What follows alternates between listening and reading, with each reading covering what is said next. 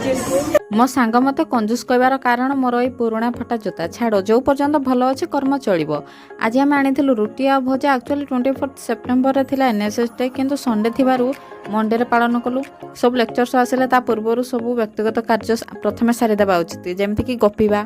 एठी मो सांग खुदरुकुणी रो सूता आनी देथिले से मते पिंधै दउचंदी आ जो गुडा को बळजी मो पाखर प्लेट थिला सेटा से काटि दउचंदी। आमे पूरा पछरे बस्तु सेति पय सब किछि कैप्चर करि पारलोनी। यही प्रोग्राम टे पूरा 4 घंटा धरिकी चली सब सार डिबेट शुणी सारा पर आउ सांग पाखे मोर पेसेंस नाला। सफा समाप्त है आमको बिस्किट देले।